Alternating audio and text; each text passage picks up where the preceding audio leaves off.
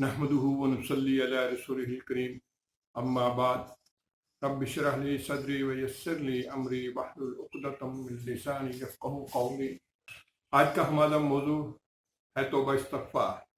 मुअज़्ज़िज़ नाज़रीन, इसके मुतालिक हम आज कुरान और हदीस की रोशनी में आपसे इस पर बात करेंगे।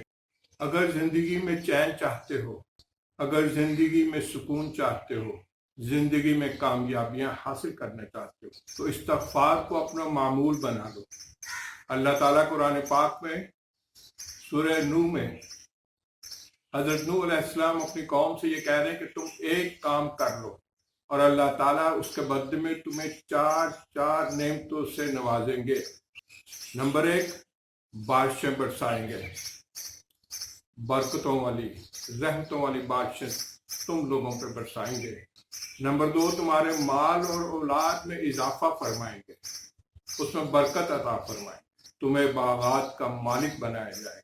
और नंबर चार, उन बागात में नहरें बहा दी जाएंगी। और नाज़रीन, इसका मतलब ये है कि वो तुम्हारे रिस्क में इतना इजाफा कर देगा कि तुम्हें किसी किस्म की कोई रिस्क की तरफ से कोई तंगी नहीं होगी, तुम्हें हर किस्म की परेशानी से दूर फरमा देगा। एक और जगह पर अल्लाह ताला कुरान पाक में फरमाते हैं, सूरह बकरा के आयत नंबर 222 है। इसमें अल्लाह ताला फरमा रहे हैं, इन्नल्लाह युहिब्बुत तव्वाबीन, बेशक अल्लाह पसंद करता है तौबा करने वालों को। तौबा करने वाले कौन हैं? जो हर वक्त अपनी जुबान पर अस्तगफिरुल्लाह या और दूसरे अज़कार जो कि तौबा और इस्तिग़फ़ार से रिलेटेड है वो करता रहता है। रसूल पाक सल्लल्लाहु अलैहि वसल्लम की एक हदीस मुबारक है जिसमें आप सल्लल्लाहु अलैहि वसल्लम फरमाते हैं कि मैं दिन में कम अज़ कम 100 बार इस्तिग़फ़ार करता हूँ।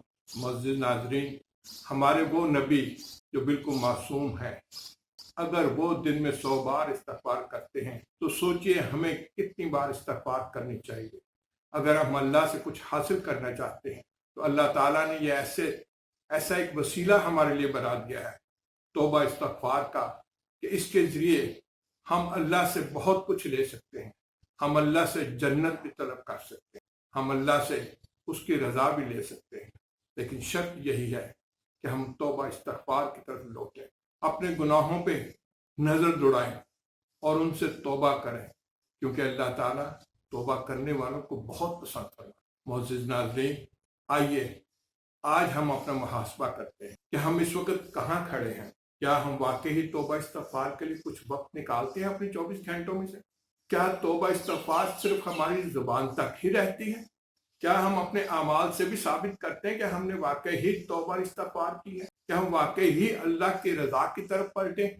मुअज़्ज़िज़ नाज़रीन, आइए इस पे हम एक खुलूस दिल से तहिया करें कि हम इंशाअल्लाह ताला अपने गुनाहों की तौबा इस्तिग़फ़ार करेंगे और इनको आगे से ना दोहराने की हम अल्लाह से वादा करेंगे और अल्लाह से ही हम मदद मांगेंगे।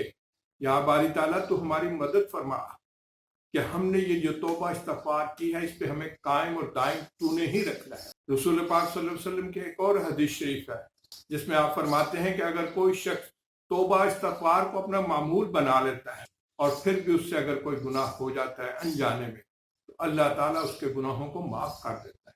मा अलैना इल्लल बलाग। अस्सलामु अलैकुम व रहमतुल्लाहि व बरकातुहू।